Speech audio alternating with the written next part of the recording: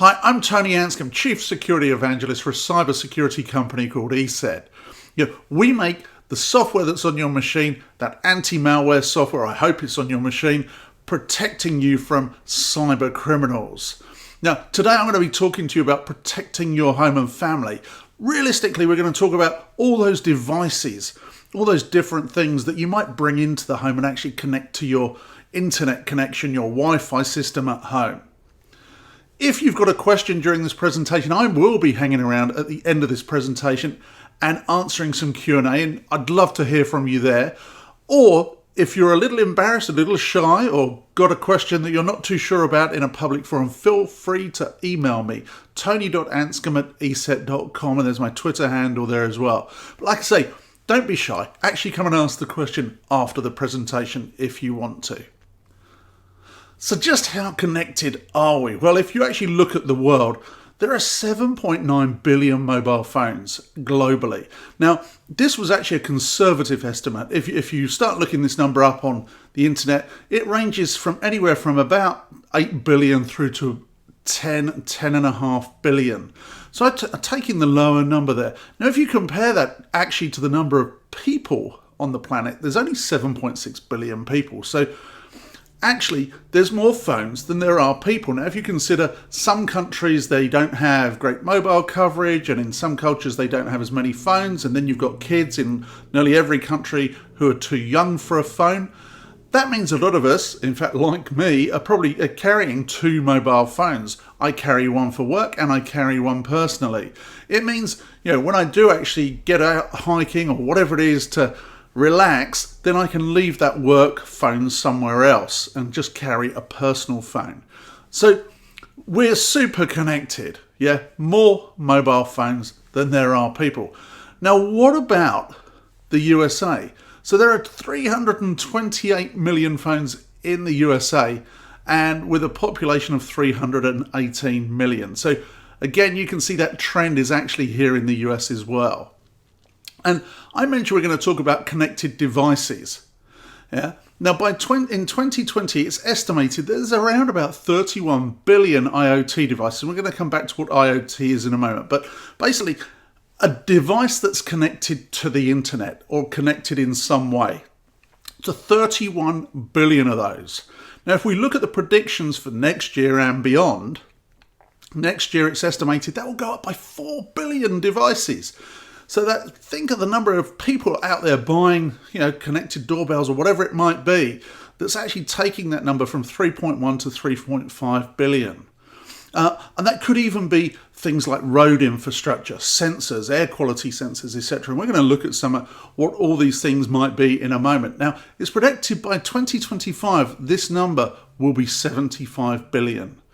So there's an absolute ramp up of stuff that people are connecting, whether that's connected devices in the home or whether that's connected in society. Now, I want you to think for a moment. I want you to take this challenge of thinking about how many connected devices you have in your household. So if we look at the Internet of Things, so i.e. your house and all the different connected things. So what could they be? For example, it starts with a router, doesn't it? So hanging off that cable that comes into the house somewhere is a router. That's one device. So where does it spread out from there? That router may have some wired connections, maybe to a TV streaming box next to it, or everything could be running off of Wi-Fi. That could have some Wi-Fi speakers, maybe some security cameras or web cameras. It could have a games console. You've then got your laptops and desktops, tablets and phones that will all connect to it. Your TV, if you've got a smart TV, that may be connected as well. You may even, down at the other end, you may even have connected toys. If you've got kids or grandkids visiting you, you may have some interactive toys that they use that are connected as well. Now, when I ran this experiment in my house, my wife is a bit of a technophobe, so we don't actually have the smart house thing. But I went through our house and looked to see how many connected devices there were. So the smart TV, and we've got a streaming box next to the smart TV. In fact, we've got two streaming boxes. One has a DVD player on it and one doesn't. Then I've got a DSLR camera, something probably we don't think of, but it's got Wi-Fi on it. So there's a connected device. You've got a printer. We've got a couple of laptops in the house, a tablet. When I got to the end of counting the different devices, I had 22 different devices. Now I was not including any work-related device. So that's really important to understand, because those work-related devices, typically could be in an office where I'm actually a remote worker, especially at the moment. But those also all my ESET devices were not included in that 22. So how many do you have? I reckon most people have around 10. I've seen data out there that suggests the average American has somewhere between 8 and 10. But I actually reckon if we went through and looked for the obscure devices you don't think about being connected, we'd find 10 in most people's homes, at least. So how do these connected devices work? What actually happens? So if you look at, let's take something like a webcam for an IoT device that's a webcam. And let's talk about, in fact, before we go there, what could an IoT device actually be? Connected fridge. It could be a connected kettle, a connected coffee maker. I recently bought a washer, and that washer there was a washer on offer that had the option of having a Wi-Fi connection so that you can control it over the internet. So you could do the washing to time with when you come home. You may have a connected car. You may be able to actually remotely start your car through an app. So if you're living in a cold environment, when you go out to get in the car, one, it's de-iced itself, but also two, the engine's warmed up, the inside's warmed up, and actually you're moving from the comfort of your home into the comfort of your car. So there's tons and tons of connected stuff. You might have a doorbell with a camera on it so you can see who's at the door. There are so many. In fact, it's starting to become difficult to buy devices that don't have the option of being connected. So let's think about how they work. The majority of them are they're intelligent devices, they're actually relatively dumb at the same time. They use the internet for their communication, and they use the internet to store their data. So they really are just kind of a device that's carrying out the function that it was designed for. So think of the webcam, all it's doing is filming and capturing. But the actual storage of the video is happening somewhere else on the internet. And then you're viewing that down on another device, whether that's a laptop, you're signing into a cloud service, or you've got an app on your phone, you can see the cameras in your house, the security system, etc., and who's moving around in which room.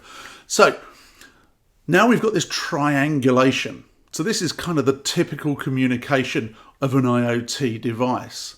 So what's the risk? Why is a cybersecurity guy standing up here talking about the risk of IoT devices? Well, firstly, these devices are always on and they're always connected because they're devices around our home. So we don't actually think about disconnect. It's not like the laptop where we shut it off, is it? Or some other devices where we actually turn them off. These devices are typically always on. So they're always connected, always on, and malware on them is hard to detect and analyze because these devices they're not traditional. You can't download more stuff to them, you can't do other things. So it's actually difficult to find out if a cyber criminal has managed to get in and do something to one of these devices. And I'm going to talk about an example of that a bit later on. So the devices are less sophisticated. Computing power is increasing though. So if you think about early smart TVs, they were pretty basic, but now you can download your own apps, play games on them, you can browse, all sorts of things. So they're becoming, as these devices are becoming smarter as we go on. So is there a risk? Well, yes, unfortunately there is. Somebody can actually try and access the device and control it. They can abuse the device, and I'm going to show you some examples of each one of these. They're collecting personal data, and that's something we should always be concerned about. And you might be over or inadvertently sharing data without understanding that actually this device is sharing maybe some personal data that you're not thinking of. And I've got some examples of that as well. So let's take that first one, accessing and controlling the device.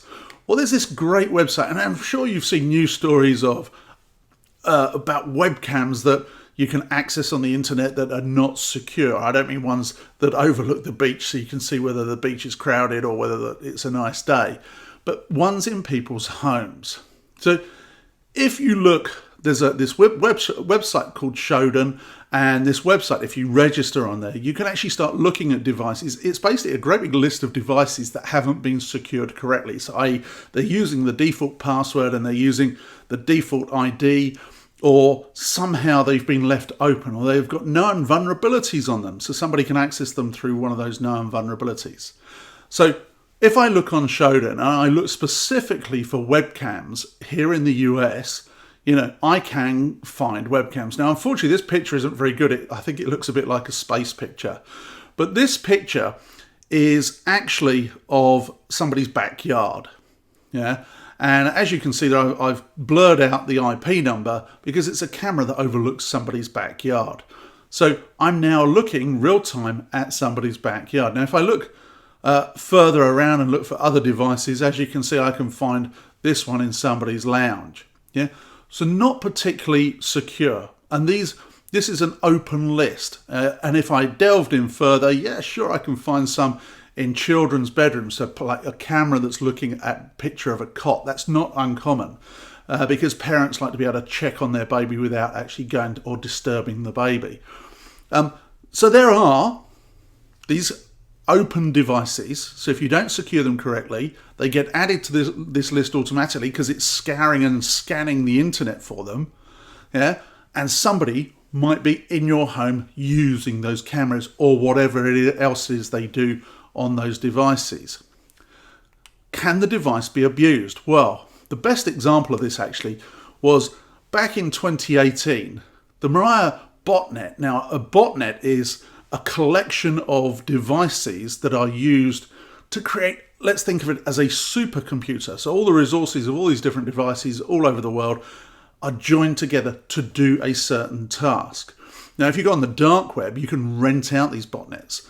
So in this instance, the hackers had infiltrated some IoT devices like webcams, and they created malware in memory. So those webcams that I'm just showing you there, they'd exploited them. They'd found vulnerabilities so they could launch their own attacks, so they could use those devices to go and attack something else. And how do you attack something else with a device that's relatively simple? Well, that's easy. You generate traffic and you create what's called a denial of service. So if I send 50 people to your front door and they all knock the door at the same time, you can't cope. There's too many people to actually see all at the same time. And that's what a denial of service is. It's just too much traffic, sent to a website, and then the website becomes inaccessible. They can't cope with the number of people there. So what the Mariah botnet did this, and it took down large chunks of the internet. So it was actually a coordinated attack. There was about 600,000 devices. So think about that, 600,000 IoT devices in people's homes or in their businesses that was used to attack the actual core, the infrastructure of the internet. So is there a risk of abuse? Yes, unfortunately. Now, I mentioned oversharing. What about oversharing? Well, take this. Think about your morning routine. If you are one of these people that like to have these connected devices, so you wake up at 7 a.m., of course you may wake up earlier or later, and you've got a connected coffee machine. It's already brewed the coffee. Lovely. You're waking up to that gorgeous smell in the house, and you're getting your first cup of coffee, or in my instance, maybe a cup of tea. Yeah. Then you jump in the shower and you stream some music. You put on your favorite tunes and start going about getting ready for your day. So we've already got a connected coffee machine. We're already streaming some music. So think about the data that we're sharing with these different companies or through different apps about actually how we live our lives. Then I book a table or I order takeout for lunch. Then I get directions to the tennis courts, so I'm going to go and have a game of tennis, through maps. And think about that. I've now been to an ordering system. I've got into maps. So again, another 2 bits of information in here about my day. I drive through a toll booth. On the way, the toll booth is is using my smart devices in my car to tag and pay for the tolls. So again, there's another piece of information that's flowing. And then when I do get to the tennis courts and play, I'm using a fitness tracker so that at the end of the tennis I can turn and say, I can have that extra bread roll or that extra piece of dinner or a dessert after dinner tonight because actually I burnt off those calories. So I'm tracking my fitness too. Yeah. So now think about the overshare. If on all of those devices I decided to click on the share publicly or share with third parties, I may be oversharing. So think about the picture somebody could aggregate together about your week if you've got too many of these devices and you're sharing all the data from them. Now you might be inadvertently sharing as well. Now I don't know whether you remember, there was a couple of years back, there was this story that hit the news about Bagram Air Base in Afghanistan where a group of soldiers were using a fitness tracker, a jogging app, and that jogging app was actually tracking their movements around the base because it was looking at their running patterns so they could share them with other people. And inadvertently, they were sharing actually the boundary of the base because they were running around the boundary of the base. Now, of course, this was quickly locked down and it was pretty much removed. But did anybody think about this when they started using the technology? No, it was only some bright person actually saw, hey, hang on a minute, that's an inadvertently oversharing. Now, how does that affect you? How does that affect you in your home?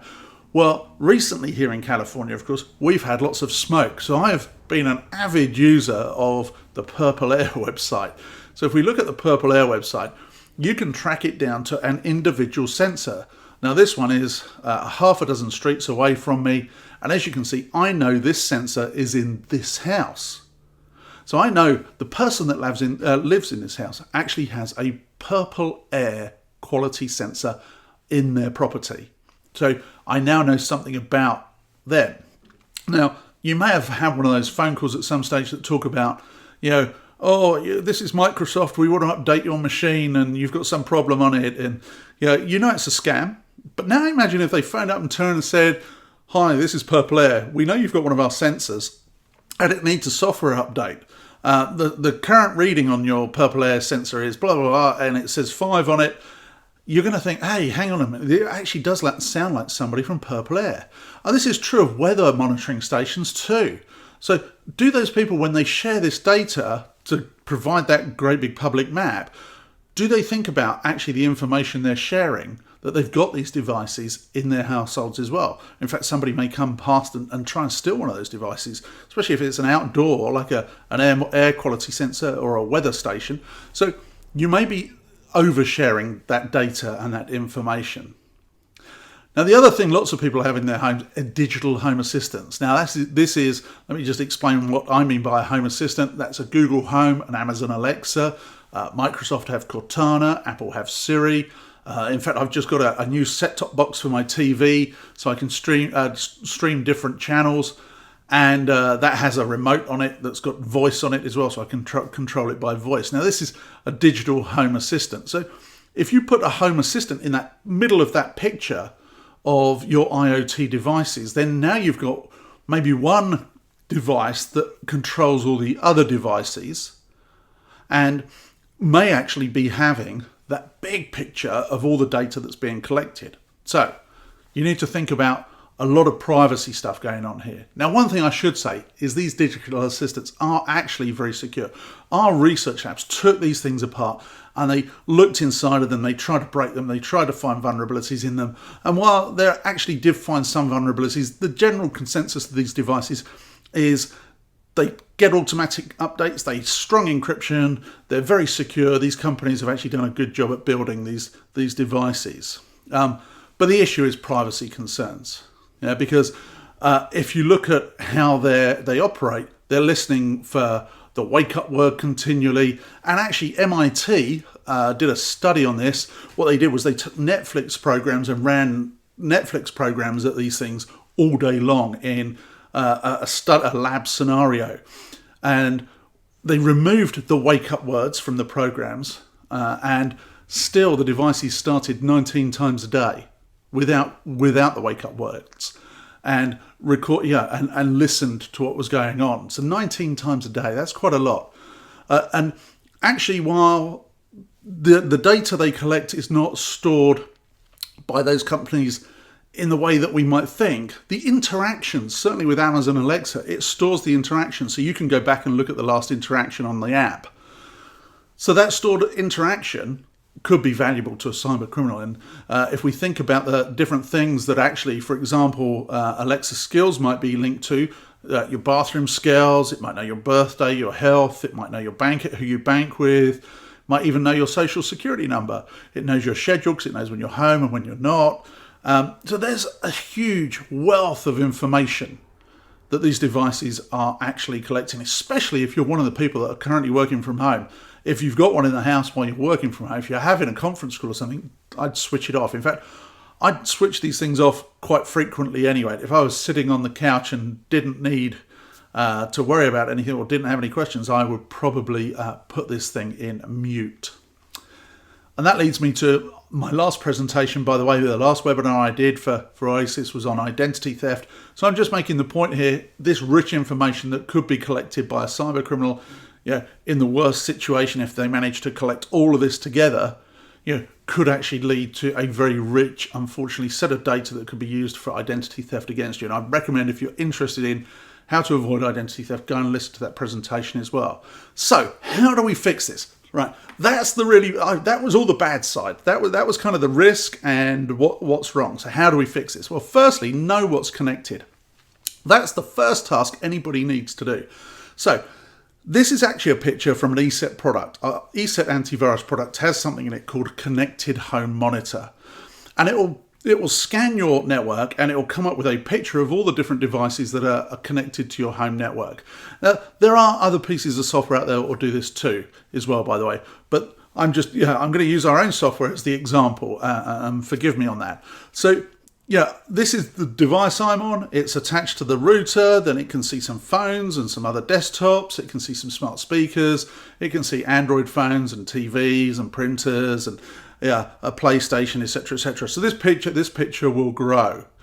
And what Connected Home Monitor does is it tries to be the hacker. So it kind of goes to those devices and looks to see whether those devices are known to have default passwords, default IDs, or known vulnerabilities, either firmware, actually out of date. So, and it will warn you. And what it will do is it will show you a screen like this. It will show you the device and it will turn around and say, in this instance, it's actually showing you something rather technical.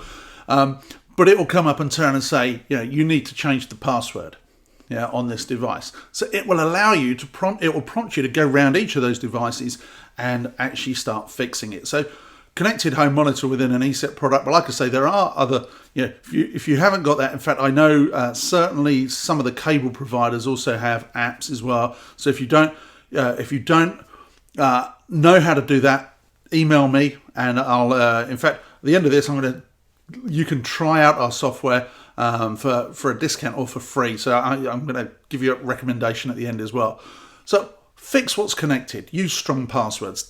Change the defaults, most important, Change the default, and where possible, use two-factor authentication. So if it uses that IoT service uses a cloud service, then protect it with that extra layer of authentication where you've got to use your phone with a little code on it or whatever it might be to actually authenticate, to actually access the system. So fix the strong passwords, two-factor authentication, update the software on the device. Can't stress that enough. When they ship it, it may have taken 6 months for it to be sold on the shelf. By the time you plug it in, you've run it for 6 months, the software in it may actually be out of date.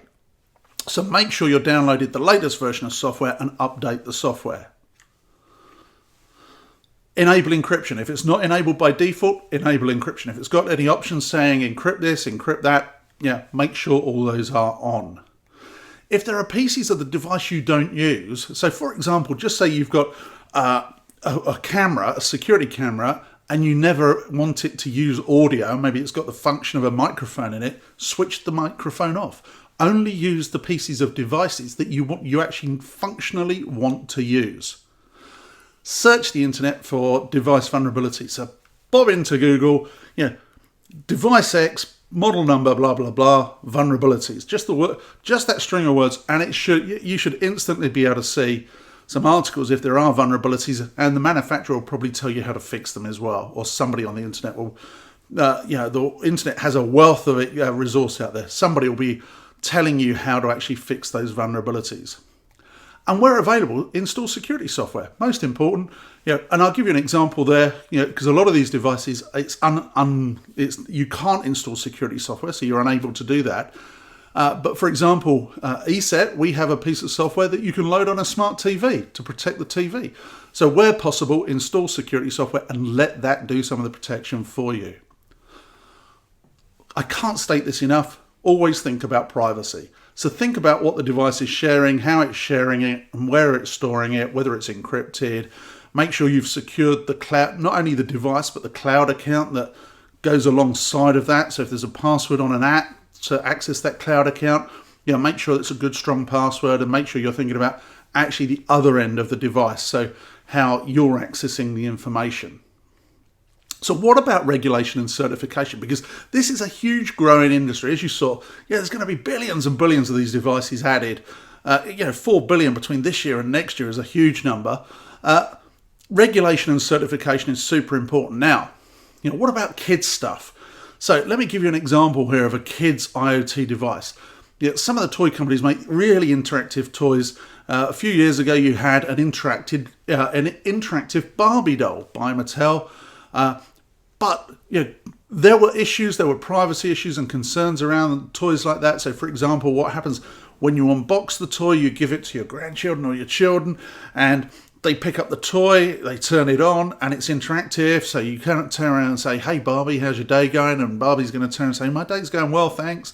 And you're going to know who your name is. So there's this interaction that's been using artificial intelligence. I mean, isn't that superb for engagement of the toy with the kids as well? I mean, it's superb.